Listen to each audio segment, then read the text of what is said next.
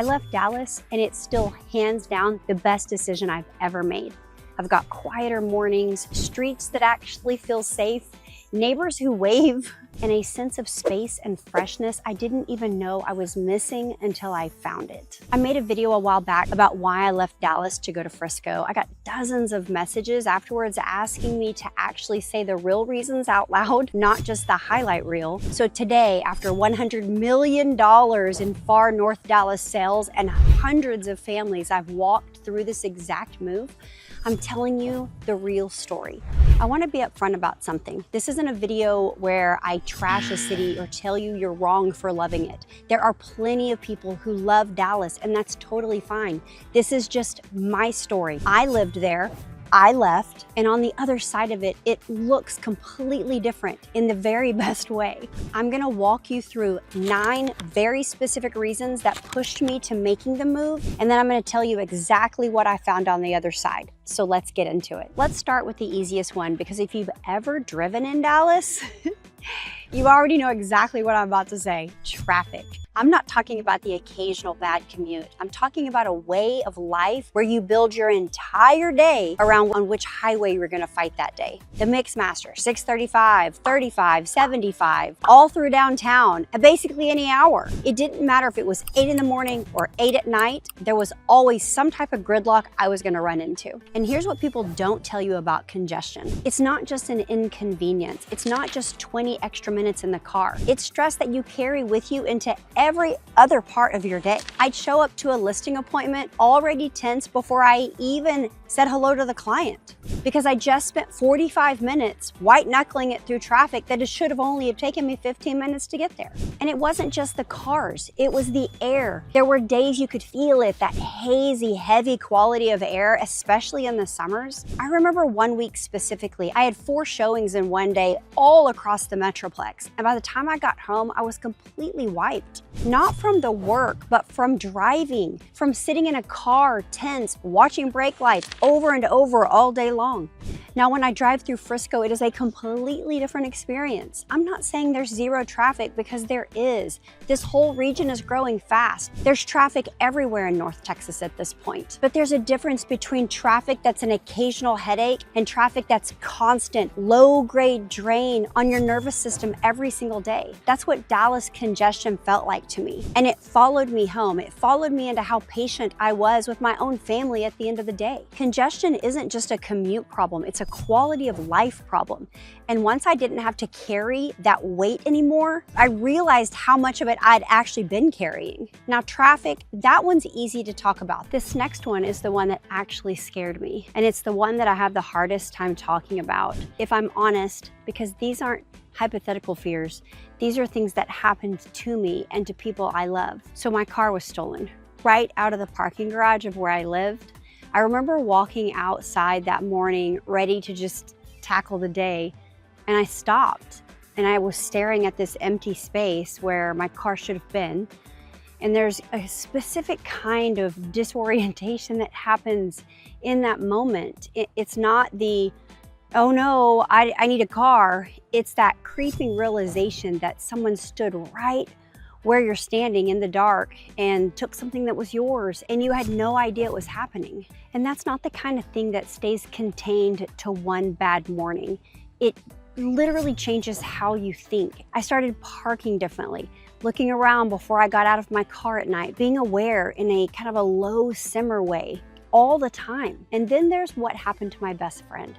She was literally held up at gunpoint walking to her mailbox. Not some far off place that she had no business being, her mailbox, where she was supposed to feel safe. I remember getting the call and she was crying, and I just felt sick to my stomach.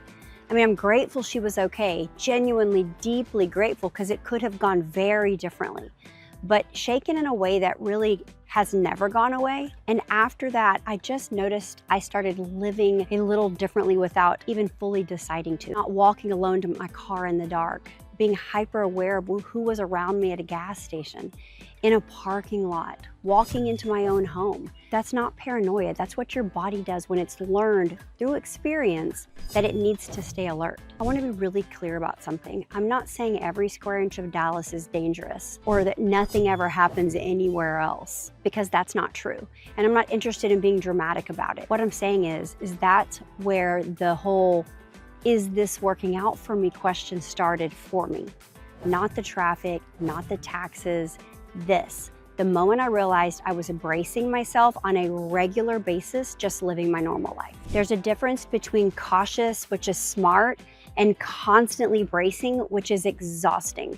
In Dallas, more often than I want to admit, I was bracing, and I didn't fully understand how much that had become my baseline until I moved somewhere that let me set it back down. Now take a breath with me here, because the next few reasons are lighter, but they're all connected to this same thread. So once you get past the emotional side of it, there's a very practical side to this too, and it's the side I probably think the most about because it's my job. The math in Dallas just didn't make sense to me anymore. Property taxes were high, and I'm not talking about paying a premium for a brand new home with all the bells and whistles. A lot of what you're getting for that money in Dallas proper is older homes, 50, 60, 70, 80-year homes, sometimes decades older, original systems, original everything, and needing work that you're gonna also be paying for on top of the taxes that you're going to be paying. I see this constantly with my relocation clients. Someone moving from out of state, working with a certain budget, and when we run the numbers side by side, this is what the budget gets you in Dallas, and this is what the budget gets you 20 minutes north, and it's not even close. Same money, newer home, lower tax rate, more square footage. It's one of the first conversations I have with almost all of the families that I work with, because the difference surprises people every single time. And it's not just about today's mortgage payment. It's about the long game, your equity, appreciation, resale value, what your home's actually gonna be worth to you in 10 years. I wasn't just paying more to live somewhere less safe and more congested. I was paying more for less house and less future. And that's not a knock on Dallas as a market. I mean, values there reflect a real established city. But what I wanted for the value I wanted to build for my family, the math simply worked better somewhere else. And once I started running those numbers for myself, the way I run them for my clients every day, that decision got really easy to make. This next one ties directly into the last one, because for so many of the families I work with, it's actually the deciding factor. More than price per square foot, we're talking schools. And here's what surprised me, even someone who lived in Dallas for years, how much school quality can change from one boundary line to the next. You could have two homes a few blocks apart, similar price, similar size, and be zoned into completely different experiences for your kids. That's a hard thing to plan a family future around. It's not consistent, and most people don't find out until they're already knee-deep in a home search. I've watched friends make the decision to pay for private school on top of already high property taxes because they didn't want to take the chance with their kids' education. I understand that decision completely, but it's also an extra cost that a lot of families don't budget for until they're forced to. This is genuinely one of the first 3 questions almost every relocating family asks me. Where are the schools strong? Where is that consistent? Not a gamble. I can tell you honestly that answer more often than not points north to Frisco, Prosper, McKinney, Lovejoy, Allen. These districts have built a reputation for a reason, and it's not marketing, it's outcome, it's consistency, block to block, not a lottery based on which side of street you happen to buy on. You shouldn't have to gamble on which side of a boundary line your kids end up on. That's not a small thing. That's a family's whole future. And it was one more piece of what made me start looking at all of this differently. I want to be really careful with this next one because I'm not trying to get political, and I'm not going to tell you who's right or how to vote. This is just about my own experience as a resident living day to day under how the city of Dallas is run. There were things like how city services worked, how long permitting took, how road maintenance and repairs got prioritized, how public safety resources were allocated, that from where I was standing didn't always feel like it was making my daily life better. I'm not going to point out any specific official or specific decision and tell you it was right or wrong. People across the political spectrum have very different opinions about Dallas city leadership, and that's totally okay. I'm not here to argue that. I'm just telling you my honest feelings about when I lived in Dallas. And what I can tell you is what it felt like to live inside those decisions as an everyday person and a small business owner. It felt at times like a disconnect between what residents needed day to day and what was actually getting prioritized. And over time, that disconnect really adds up. The same way the traffic and the safety concerns add up. Dallas is way too big for any one person to feel heard. And that's really hard to live in that city when things just genuinely seem off. And again, I'm not here to tell you how to vote or what to think about City Hall. I'm telling you that as a resident, I did not always feel that the decisions being made were making my day-to-day life better. That's it. That's the whole point of this section. It's just one more piece of that bigger picture, and I'd rather be honest about it than pretend it wasn't part of the decision. This next one is hard for me to talk about, and I want to be really thoughtful about how I say it because it's not about judging anyone. One of the things that I noticed, especially in certain areas of the city, was just how visible the homelessness had become. I want to be honest, that's not a simple issue, and I don't think anyone has a clean answer for it. It's systemic. It's complicated, and it involves mental health, affordability, resources, all kinds of things way bigger than any one person or one city.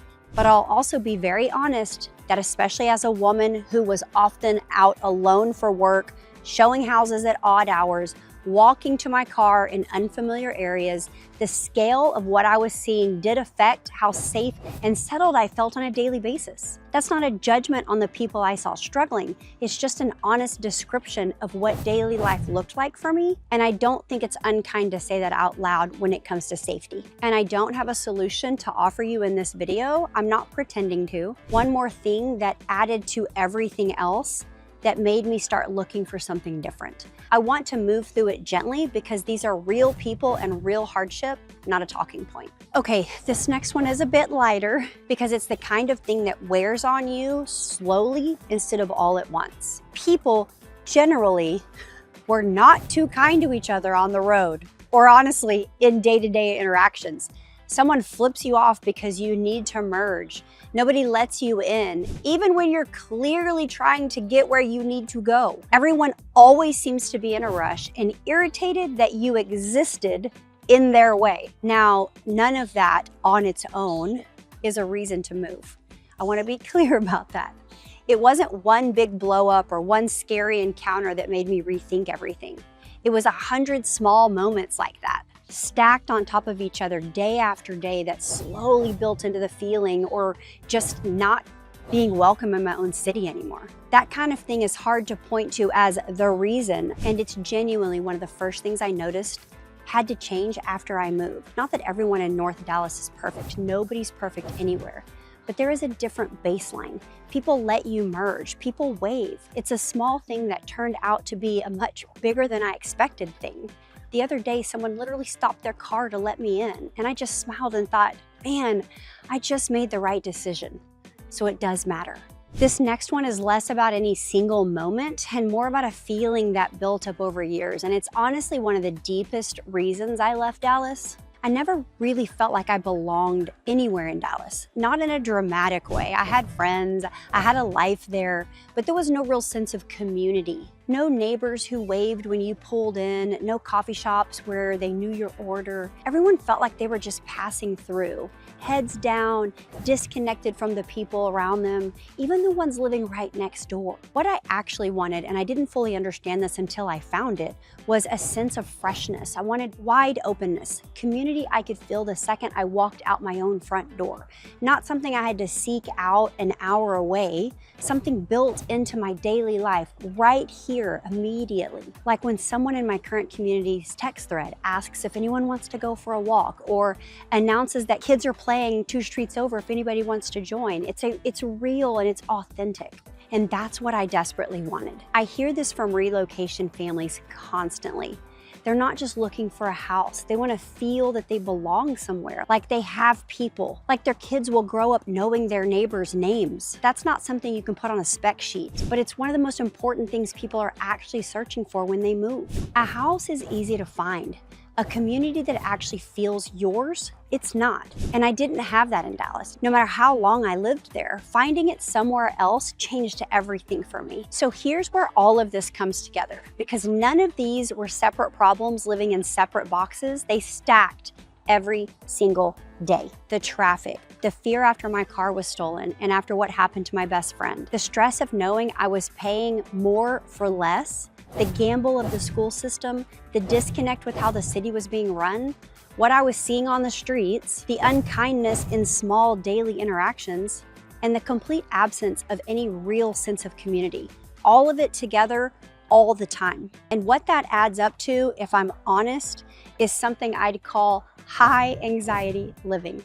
I'm not talking about a diagnosis, I'm not a doctor. I'm talking about what happens to your body and your mind when you're carrying low-grade stress in every single area of your life, all day, every day, for years. It affects your sleep, it affects your mood, it affects your patience, it affects how patient you are with the people that you love. It affects how you show up for your clients and how you show up for yourself. There was a specific moment, I couldn't tell you exactly what day it was, when I just remembered thinking, I can't keep living like this and call it a life. Not a dramatic breaking point, just a quiet, honest realization that something had to change. There's gotta be better places than this. Now I wanna say too, that I'm deeply grateful looking back on all of it. Grateful that I came out of the car theft okay. Grateful my friend came out of the night okay. I believe I was being nudged towards something better, even in the middle of feeling exhausted by it all. And when the clarity finally came, I was definitely ready to listen. I didn't leave Dallas because I stopped loving it. I left Dallas because I couldn't keep living in survival mode and call it living. So here's the part I actually want you to walk away with, because everything up to this part has been about what I left. This is about what I found. Quieter roads. I can actually get where I'm going without arriving somewhere already stressed out. I feel safe walking to my car at night, and I don't think about that as a luxury. It's just how it should feel. I get more house for my money in a new build with a tax rate that actually makes better sense than Dallas. I don't have to gamble on which school kids go to here. And the day-to-day feels like a city that's actually built for the people living in it. And people are kinder. They let you merge, they wave. The baseline is just different out here. My resting heart rate is genuinely lower. And that's not an exaggeration, it's just true. And the thing I was actually chasing the whole time, the freshness, the wide openness, the sense of community I could feel the second I stepped outside, I found it. Not an hour away, not something I had to work to seek out. Right here, built into my normal everyday life. That's why I moved. And I still want to be very clear one more time that this isn't an anti-Dallas video. Plenty of people love it there and build beautiful lives there, and that's amazing. This was never about Dallas being wrong for everyone. I get asked all the time why I moved to Frisco or why I left Dallas, and it was about figuring out what I actually needed and being honest enough with myself to go do it. I didn't just move 30 minutes north, I moved into a completely different way of living. And I would make that same drive again in a heartbeat. No hesitation, no second guessing. So if you're wondering what the right city is for you and your family, reach out. We help people figure that out every single day. And we would love to help you do the same. So text or call us anytime and we'll get right back to you and we'll find your perfect place.